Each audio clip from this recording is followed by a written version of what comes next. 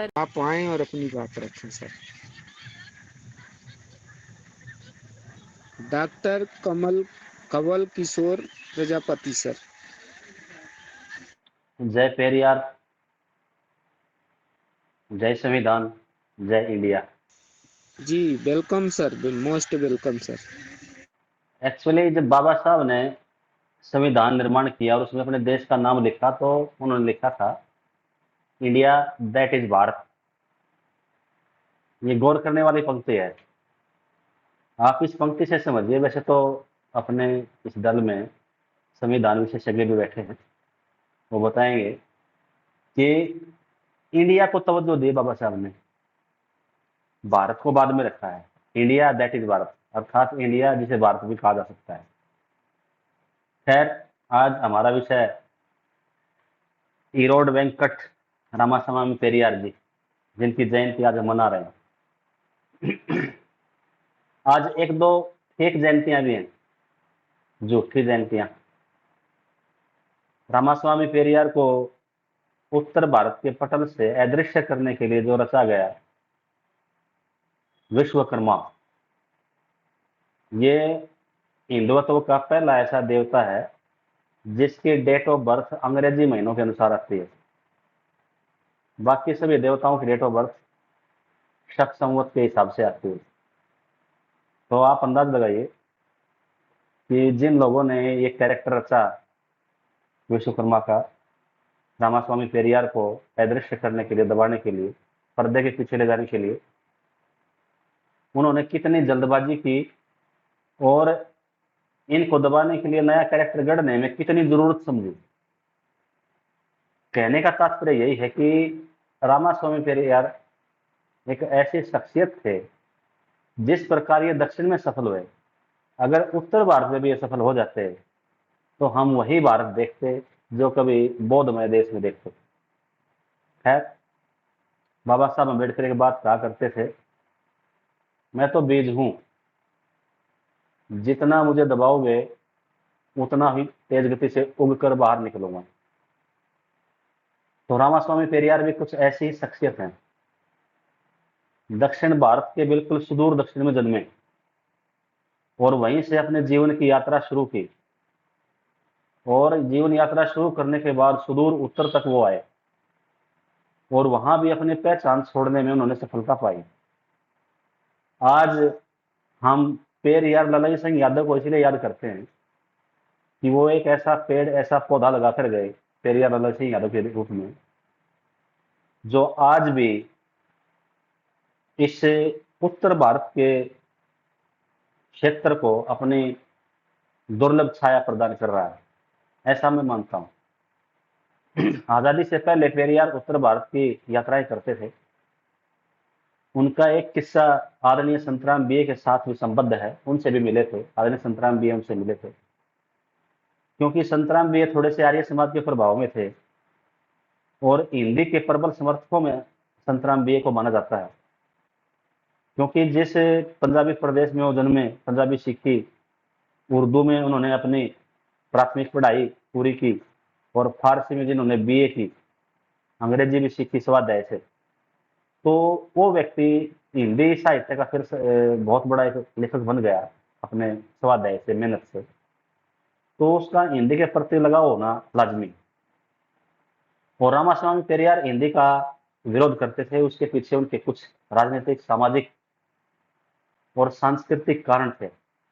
उन कारणों को दबाया या बुलाया नहीं जा सकता और उन कारणों में वाकई सत्यता भी है। तो संतराम बी ने रामास्वामी से पूछा था कि पेरियार साहब, आप हिंदी का विरोध क्यों करते हैं? रामास्वामी का बिल्कुल दो टूक जवाब था, क्योंकि हिंदी के लेखक और हिंदी के देवता हमें नीच कह रखते हैं। तो संतराम भी ये कहते हैं कि अगर इनको इस भाषा से निकाल दिया जाए तब भी आप हिंदी का विरोध करेंगे।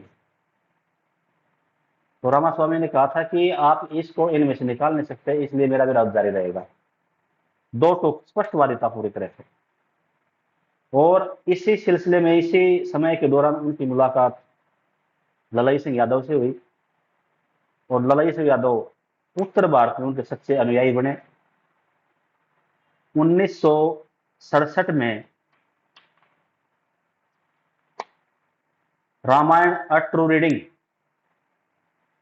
जो रामास्वामी पेरियार ने रामायण के ऊपर अपना जो ग्रंथ लिखा था अंग्रेजी में, जो अंग्रेजी में रामायण की जो समीक्षा रामास्वामी पेरियार ने की है, मैं आह्वान करता हूं आप सब साथियों का कि उसको एक बार जरूर पढ़े और अपने बच्चों को भी पढ़ाएं।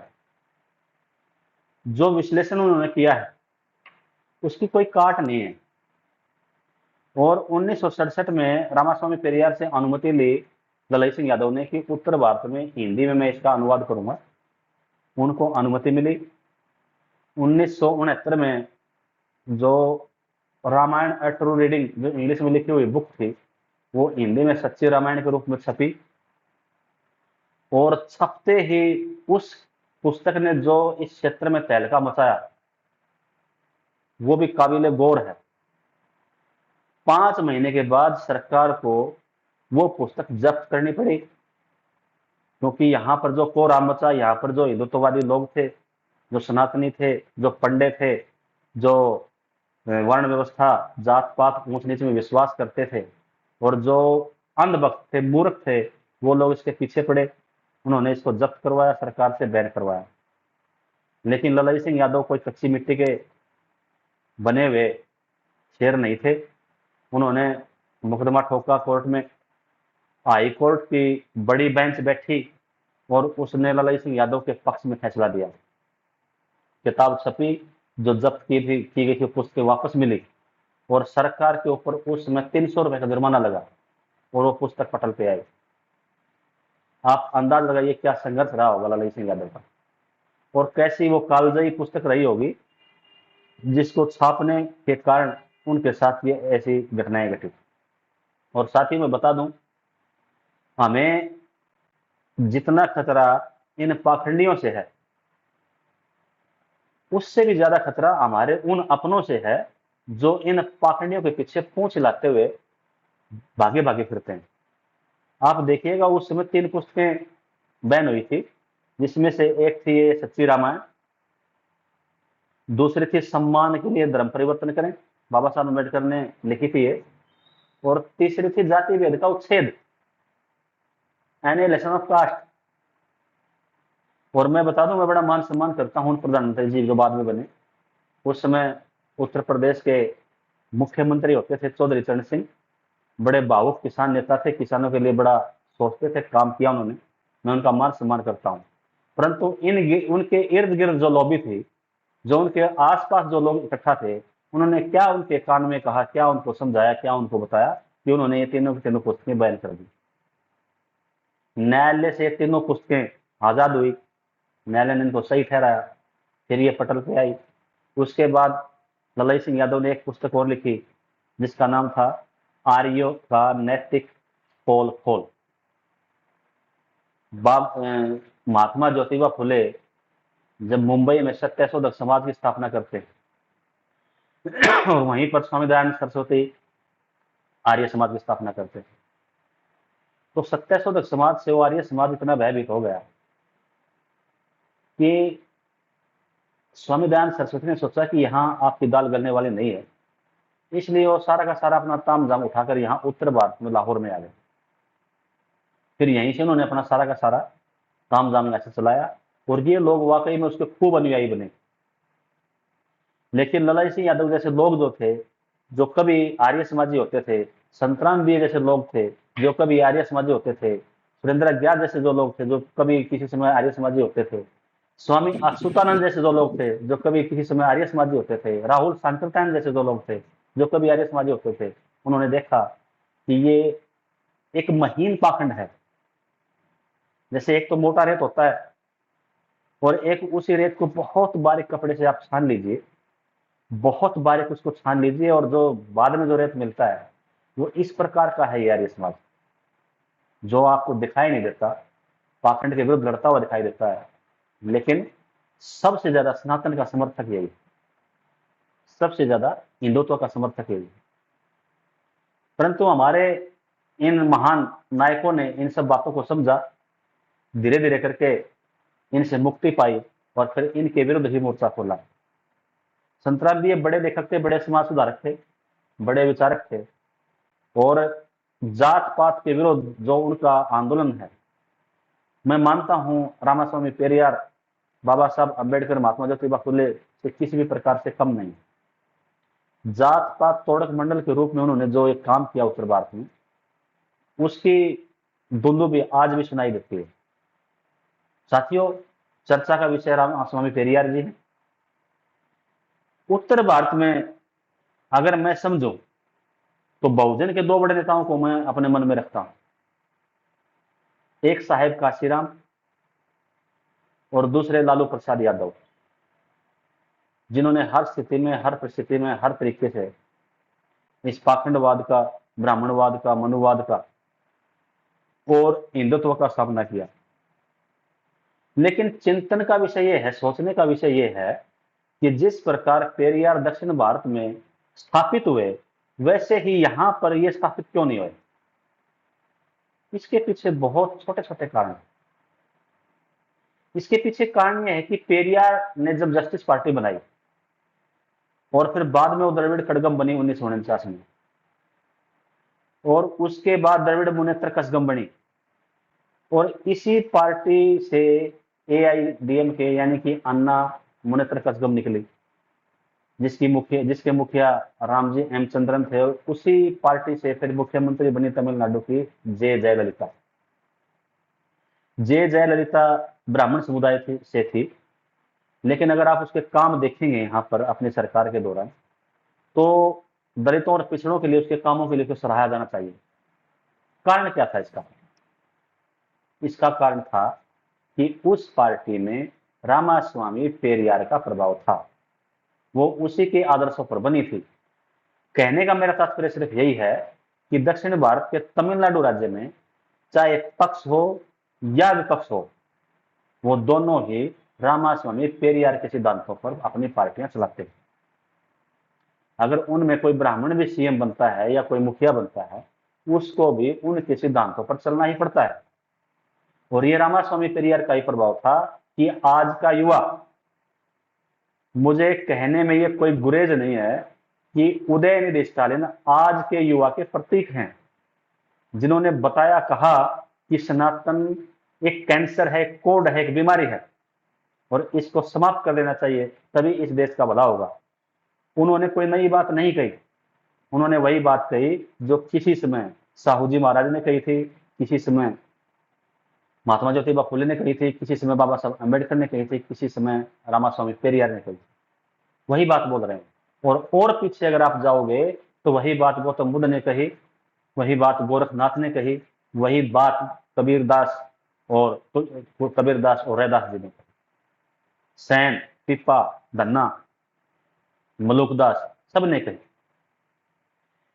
हिंदी साहित्य में एक जुमला आता है, एक पंक्ति आती है, भक्ति द्रविड़ जन्मी। असल में मेरा ऐसा मानना है कि ये बात गलत है। अगर गौर करें तो स्वतंत्रता, समता और बंधुता और सामाजिक न्याय वो जन्मे दक्षिण में, और वहीं से जन्म लेने के कारण उत्तर भारत में ये चीजें फैली। ये अलग बात है कि यहां के नेतृत्वकर्ताओं ने उन चीजों को बुलाकर अपनी राजनीति के चक्कर में पीछे छोड़ दिया, अन्यथा यहां भी पेरियार की पार्टियां होती, अन्यथा यहां भी बाबा साहब अम्बेडकर के विचारों का चारों तरफ फैलाव होता। साहेब काशीराम ने बहुत मेहनत की, सबको जगाया, सबको बताया, और मैं ऐसा मानता हूं यहां पर बाबा साहब और ज्योतिबा फुले के विचारों को लाने वाले साहेब काशीराम। सामाजिक न्याय के लिए बिहार जैसे बुरी तरह से पिछड़े राज्य में अगर कोई विशेष काम किसी ने किया तो लालू प्रसाद यादव है। लेकिन तार कट कहां जाता है? ये जो रेखा खींची जाती है वहां पर सामाजिक न्याय की, वो मिट कहां जाती है? एक गलती साहेब काशीराम से हुई उनके जीवन में, उन्होंने उस पार्टी से हाथ मिलाया जो परजीवी है, जो अमरबेल है, जिसके ऊपर गिरेगी उसको साफ कर देगी। और लालू प्रसाद यादव भी जिस प्रकार रामास्वामी पेरियार अपने सिद्धांतों पर अड़े रहे मरते दम तक, उस प्रकार नहीं अड़ पाते। वो भी इन हिंदू उत्सवों में हिंदू पाखंडों में कहीं ना कहीं शामिल हो जाते हैं। मेरा ऐसा मानना है। अगर इन्होंने भी वही रेखा खींची होती जो ई रामास्वामी पेरियार ने खींची है, तो यहां भी इनके साथ साथ और बहुत सारे पेरियर हमें देखने को मिलते। ललाई सिंह यादव को हमने एक सामान्य सा व्यक्ति समझकर इग्नोर कर दिया, अवॉइड कर दिया। अगर उनको पढ़ा जाए, उनको जाना जाए, उनके बारे में पता किया जाए, तो हम ई रामास्वामी पेरियार को पुनः यहाँ उत्तर भारत में भी देख सुन सकते हैं। उनका लेखन, उनका जीवन, उनका संघर्ष वाकई में ई रामास्वामी पेरियार के साथ बहुत मिलता जुलता है। और यही जो उपाधि, जो पेरियार की उपाधि इनको मिली, वहीं दक्षिण भारत में जब ई रामास्वामी पेरियार के परिनिर्वाण के बाद जो शोक सभा हुई, वहां पर इनको मुख्य अतिथि के रूप में आमंत्रित किया गया और वहां के लोगों ने इनको ये पेरियार की उपाधि प्रदान की, जिसको ललई सिंह यादव ने सहज स्वीकार किया। तो साथियों, उत्तर भारत में अगर राजनीति किसी गलत दिशा में जा रही है, तो उसका कारण मैं यही मानता हूं कि यहाँ के जो बहुजन नेता हैं, वो कहीं ना कहीं अपने सिद्धांतों से किसी न किसी रूप में कभी न कभी समझौता करते हैं। अन्यथा यहाँ जिस चीज के पीछे हमारे ये नेता पड़े हुए थे, उसको डिगाने में, हिलाने में, उसको नष्ट करने में कोई कसर इन्होंने बाकी नहीं रखी। आप देख लीजिए, खुद अपनी आंखों से देखिए, समझिए कि जो धर्म कभी ब्राह्मण धर्म था, जब उसके ऊपर चोट पड़ी तो वो भाग के आर्य धर्म बन गया। फिर जब उसके ऊपर चोट पड़ी तो ये हिंदू धर्म बन गया, और फिर इसके ऊपर चोट पड़ी तो आज ये अपने आप को सनातन कहने लगा। क्यों चेहरा बदल रहा है? क्यों नाम बदल रहा है बार बार? क्या कारण है इसके पीछे? इसके पीछे कारण हमारे जो ये बहुजन नायक थे, इनके सिद्धांत, इनके कार्य, इनकी शिक्षाएं और इनके संघर्ष हैं। और उदयनिधि स्टालिन ने जो बात कही है ना, वो बात आज के युवा को गांठ बांध लेनी चाहिए कि जब तक आप किसी बीमारी का जड़ मूल से समाप्त नहीं करेंगे, तब तक वो बीमारी आपको घेरती रहेगी और आपको पीड़ित करती रहेगी, आपका शोषण करती रहेगी। अगर आपको बीमारी से बचना है तो उसकी जड़ में जाना पड़ेगा, उसको जड़ से नष्ट करना पड़ेगा। और प्रियांक खड़गे, उदयनिधि मारन, स्टालिन, जिन्होंने जो भी बातें कही हैं वो बिल्कुल सत्य हैं। ये आज के युवा का चिंतन है और जिन सिद्धांतों पर वो राजनीति करते हैं उनको सैल्यूट है। अपने राजनीतिक करियर की परवाह किए बिना जो नेता आगे बढ़ा, अरे बाबा साहब से क्यों नहीं शिक्षा लेते? जब उनको लगा कि आपके सिद्धांतों के अनुसार काम नहीं हो रहा तो इस्तीफा छोड़ के चले आए वहां से। आप देखिए, जब पटेल साहब उनके पास गए तो उन्होंने कहा कि अगर आप मेरी बातें नहीं सुनेंगे और जो मेरी बातों को आप तर्क सहित अगर गलत सिद्ध नहीं करेंगे, तब तक मैं इन बातों को वापस लेने वाला नहीं हूं। हाँ, इस्तीफा दे सकता हूं अगर आपको लेना है तो। ऐसी हिम्मत कब आएगी हमारे इन बहुजन नायकों में, बहुजन नेताओं में, आज के बहुजन नेताओं में? बाबा साहब ने उनके लिए संसद के दरवाजे तो खोल दिए, वैश्विक मताधिकार दे दिया, जो हमारे जो अनुसूचित जाति के और या अनुसूचित जनजाति के भाई थे उनके लिए सीधा रास्ता बना दिया, संसद में जाने लगे। लेकिन उसके बाद भी, वहां जाने के बाद भी क्यों वो गुलामी कर रहे हैं, क्यों हमारे इन बहुजन नायकों के सिद्धांतों से समझौता कर रहे हैं, ये बात समझ से परे है। और इस बात से हम अच्छी प्रकार से ये अनुमान लगा सकते हैं कि ये सनातन की जो बीमारी है, दिमाग में जो जो घुस जाती है, वो इंसान को कितना नकारा, कितना डरपोक और कितना कमजोर कर देती है। 150 से ऊपर हमारे सांसद हैं वहां पर, और ओबीसी के मिला दे तो और ज्यादा हो जाते हैं, लेकिन उसके बाद भी अपनी बात नहीं रख पा रहे। इसके पीछे कारण यही है कि उनका स्वाध्याय नहीं है, उन्होंने कभी अपने बहुजन नायकों को नहीं जाना, वो ऐसे ही घंटा बजाया और दूसरों की रोटी पर पले और वहां बैठे उन्हीं की पैरवी कर रहे। ये हमारे पीछे रहने का, हमारे हारने का, हमारे हक अधिकार छीनने का सबसे बड़ा कारण है। जाति जनगणना की बात हो रही है, अभी मैडम कह रही थी कि भाई कोई आर्टिकल है जिसके तहत जाति जनगणना नहीं कराई जा सकती।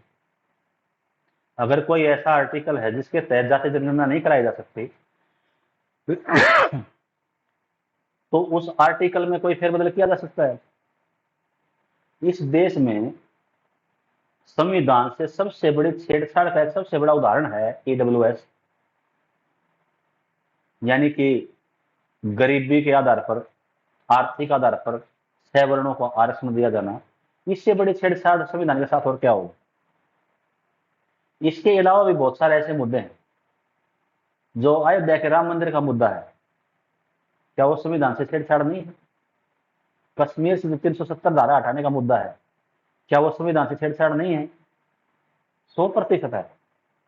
यानी कि वो लोग अपने हित के लिए, इस देश को बरगलाने के लिए, इस देश को लूटने के लिए संविधान में जो छेड़छाड़ करे उसको हम मान लेंगे।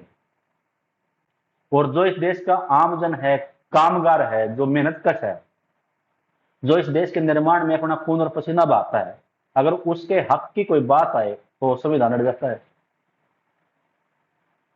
संविधान अड़ता नहीं है। संविधान हमें सारे रास्ते देता है, सब कुछ सुझाता है संविधान हमें। लेकिन जो उस संविधान को ड्राइव कर रहे हैं, उस संविधान को जो आगे बढ़ा रहे हैं, चला रहे हैं, उस संविधान के सहारे जो सत्ता चला रहे हैं, वो लोग बहुत मक्कार और दुष्ट हैं। वो उस संविधान की गलत व्याख्या करते हैं और उसकी आड़ में अपने पराक्रम छिपाते हैं। ये चीज हमें समझनी पड़ेगी। और मैं जब इसको, जो इंडिया गठबंधन बना है नया नया, तो उसके एक नेता हैं त्यागी जी, जो जेडीयू से आते हैं, केसी त्यागी जी। तो उनसे एक पत्रकार ने प्रश्न पूछा था, जी आपके गठबंधन का मुख्य मुद्दा क्या है? तो उसने जो सबसे बड़ा मुद्दा बताया, मेरी बात से खिल गई वो सुनकर, जो उन्होंने ये बात कही। उन्होंने बताया कि सबसे बड़ा मुद्दा है हमारा जातीय जनगणना। अगर इस देश में जातीय जनगणना होती है तो इस देश के पटल पर प्रामाणिक आंकड़े आएंगे, किसके पास क्या है, कौन किस पद पर बैठा है, कितना हक मारे बैठा है, दूसरों का कितना छीना है, जो इनके जो यहाँ के मूल निवासी हैं उनके पास क्या नहीं है, वो सब पता चलेगा। और वो आंकड़े संसद के पटल पे होंगे और वो प्रामाणिक होंगे। और ये जो वर्तमान सरकार है वो इसी बात से डरी हुई है कि लोगों को वास्तविकता का पता कहीं चल न जाए और तुम्हारी पोल न खुल जाए। आप भेड़िए की खाल ओढ़े किसी व्यक्ति को इस प्रकार से अपना मत मानिए कि कल को वो आपकी गर्दन पर ही वार कर दे। और ऐसा हमारे साथ बहुत बार हुआ है। जातीय जनगणना होना आपका हक है, अधिकार है, जरूरत है। जो दूसरा मुद्दा इंडिया गठबंधन ने उनका बताया, और उसके लिए भी उनको साधुवाद जाता है। दूसरा मुद्दा जो उन्होंने कहा वो था, जो प्राइवेट कंपनीज हैं, जो निजी संस्थान हैं, उनमें भी आरक्षण, जो आज तक नहीं हुआ 70 साल में। तो ये दो बड़े मुद्दे हैं जिनके ऊपर मैं मानता हूं कि दो बड़े मुद्दे हैं जो जिसका समर्थन किया जाना चाहिए। मैं वोट देने की अपील नहीं कर रहा हूं, मैं उन मुद्दों की बात कर रहा हूं जिनका समर्थन किया जाना चाहिए, ताकि पक्ष और विपक्ष दोनों इन मुद्दों पर चर्चा करें। और ये दोनों ही मुद्दे इस देश के आम नागरिक के हित में हैं। और इस देश का जो मूल निवासी है, जो संख्या में सबसे ज्यादा है, बहुजन है, कामगार है, कमेरा है, अर्जक है, वो जो हाशिए का जो व्यक्ति है इस देश का, उसको इन ही दोनों मुद्दों से फायदा है। आप देखिएगा इस देश के तमाम संस्थानों पर तो लोग पहले से ही बैठे हैं, जो पहले बैठे थे। 90% जितने बड़े संस्थान हो सारे के सारे उनके कब्जे में हैं। पोस्टें में मिलते नहीं है, बड़े पदों पर हम पहुंच नहीं पाते हैं, छोटी भी छीन ली गई अब ईडब्ल्यूएस के माध्यम से। क्या करेंगे हम, कहां जाएंगे? आज हम यहाँ बैठ के चर्चा कर पाते हैं क्योंकि आप में से, हम में से बहुत सारे पढ़ लिख के और इस संविधान के माध्यम से अच्छे पदों पर गए, पेट भरा, और पेट भरा तो चर्चाएं शुरू कर पाए। भूखे पेट कुछ नहीं होता, और इनका इरादा भूखे रखने का है ताकि रोटी के बारे में सोचे और कोई हमारे दिमाग में बात आए ही नहीं। सोचना पड़ेगा इन चीजों पर। ई रामास्वामी पेरियार ने जो स्वाभिमान का आंदोलन चलाया था, सेल्फ रिस्पेक्ट का, उसका भी यही फलसफा, यही निचोड़ है। अपने आप को जगाओ और अपना सम्मान आप करो, दूसरा कोई नहीं करना है। और इस संविधान का सम्मान कीजिए, संविधान आपका सम्मान पहले से ही करता है। तो साथियों, ई रामास्वामी पेरियार की आप सबको जयंती की बहुत बहुत बधाई। और मैं इनको वाकई अपने आदर्श के रूप में देखता हूँ। ये एक ऐसा व्यक्ति हमारे देश में पनपा जिसने ये जो पाखंडी होते हैं, अंधविश्वासी होते हैं, मूड होते हैं, उनकी प्रत्येक बात का जवाब दिया। वो कहते हैं भगवान देख लेगा, हमारे रामास्वामी पेरियार ने भगवान को ही देख लिया। 94 ईयर, 94 वर्ष का लंबा जीवन, स्वस्थ जीवन जिया। और उनके मरम परसों से बड़ी चोट तो ये कि जिस 72 वर्ष की आयु में ये अंध भक्त सड़के मर जाते हैं, उस 72 वर्ष की आयु में इन्होंने अपनी दूसरी शादी की। और जो मणियम्मा इनकी दूसरी पत्नी बनी थी, 31 वर्ष उनकी आयु थी, जिसको हम छोटे नहीं कह सकते, उसको हम नासमझ नहीं कह सकते, उनको हम भावुक नहीं कह सकते। पूरी तरह से बिल्कुल बौद्धिक, विचारक, संघर्षी और विदुषी वो महिला थी जिसने रामास्वामी पेरियार को 72 वर्ष की उम्र में भी अपने पति के रूप में स्वीकार किया। तो कितना मान सम्मान बनता है इन दोनों का। और जब रामास्वामी पेरियार नहीं रहे, उनके बाद उनकी पार्टी की पहली अध्यक्षा बनी, और कोई आम महिला नहीं थी। मुदालियर जी जस्टिस पार्टी के बहुत बड़े लीडर हुए, उनकी बेटी थी वो, कोई आम महिला नहीं थी वो। तो ये अंधभक्त जो बातें छेड़ते हैं, उनके प्रत्येक बात का जवाब रामास्वामी पेरियार ने दिया। उनके भगवान को इस प्रकार से खंडित किया है कि बस पूछिए मत, उनसे उठा नहीं गया वापस। चप्पल पहना दी उनके भगवान को गले में, चप्पलों से पीट दिया। और इससे ज्यादा रामास्वामी पेरियार हमारे लिए क्या करेंगे। उन्होंने बता दिया नहीं है, नहीं है भगवान कहीं भी। इसका नाम देकर, इसका नाम बताकर, इसके सहारे ये अपना शोषण तंत्र चालू रखते हैं और आम जनता को ठगते हैं। आज मेरे एक साथी ने एक सर्वे भेजा पीयू का, पंजाब यूनिवर्सिटी का। तो उस सर्वे में धर्मों के जनसंख्या का आकलन था। तो उसमें सबसे बड़ा धर्म जो था, वैश्विक धर्म जो है, वो ईसाई है। दूसरा मुस्लिम। और आप आश्चर्य करेंगे, तीसरी जो सबसे बड़ी आबादी है विश्व की, वो नास्तिकों की है। उसके बाद ये सनातनी हिंदू। हालांकि ये एक हिंदी में कहावत है, कहीं का ईंट, कहीं का ईंट, कहीं का रोड़ा, भानुमति ने कुंडबा जोड़ा। हिंदू जो धर्म है, उसका कोई रचनाकार नहीं है, उसका कोई प्रवर्तक नहीं है, उसकी कोई एक पुस्तक नहीं है, उसके कोई विशेष सिद्धांत नहीं। पता नहीं कहां कहां से किस किस को उठाकर उसमें रखा गया है। 33 करोड़ देवी देवता है, जिसके 33 करोड़ देवी देवताओं में ये मानता हूं तो 33 करोड़ ही धर्म है, एक धर्म है ही नहीं। खैर जो भी है, उन्होंने उसको एक बना दिया। किसी स्वार्थ में, किसी जरूरत में, किसी कारणवश एक मानते हैं, तो चौथे नंबर का धर्म बन जाता है विश्व का। उसके बाद आते हैं बौद्ध। और मैं ये मानता हूं नास्तिक और बौद्ध एक ही हैं। अगर इन दोनों को मिला दिया जाए, 7% बौद्ध है, 17% के आसपास नास्तिक है विश्व में, तो इन दोनों को मिला दिया जाए तो विश्व में दूसरे नंबर की शक्ति बन जाते हैं। क्योंकि बौद्ध नास्तिक दर्शन है। गौतम बुद्ध भी कहते हैं ना, अपना दीपक आप बनो, कोई पराशक्ति नहीं है जो आपके दुखों का निवारण करने आएगी। तो वो भी नास्तिक है। तो इस प्रकार आप देखिए, इस देश में, इस विश्व में नास्तिकों की संख्या थोड़ी नहीं है और रोज बढ़ रही है। जिन देशों में ईसाइयत की सबसे बड़ी पहचान थी, वो देश धीरे धीरे करके नास्तिक हो रहे हैं। और जितने वो जिस स्तर पर वो नास्तिक होते जाते हैं, उतने ही ज्यादा संपन्न और सुखी होते जाते हैं। यानी कि जैसे ही उनके यहाँ दिमाग से धर्म निकलता है, मानवता का परिवेश उनमें उतना ही ज्यादा बनता चला जाता है। और इस देश में सैकड़ों मुख्यमंत्री हुए अपने देश में। मैं 2 मुख्यमंत्रियों को जानता हूं जो नास्तिक थे, अखंड नास्तिक। एक थे मार्क्सवादी नेता ज्योति बसु, और दूसरे थे यही पेरियार साहब के जो अनुयायी थे, के करुणानिधि जी। और ये 2 ही मुख्यमंत्रियों के बारे में मुझे पता है, किसी और को कुछ पता हो तो कृपया सूचित कीजिएगा। ये दोनों ही नास्तिक थे, और इन दोनों ने ही मृत्यु उपरांत अपना शरीर भी इस राष्ट्र के डॉक्टरों को समर्पित कर दिया। कि हमें न कहीं जलाने की जरूरत है, न कहीं दफनाने की जरूरत है। हमारे शरीर के ऊपर रिसर्च करो और डॉक्टरी सीखो। मेरा पक्का मानना है कि ये केवल कोई नास्तिक ही कर सकता है, किसी और के वश की बात नहीं है। सैकड़ों और मुख्यमंत्री हुए, कोई उदाहरण दे तो सही कि भाई हमने भी अपना शरीर इस राष्ट्र को दान किया है।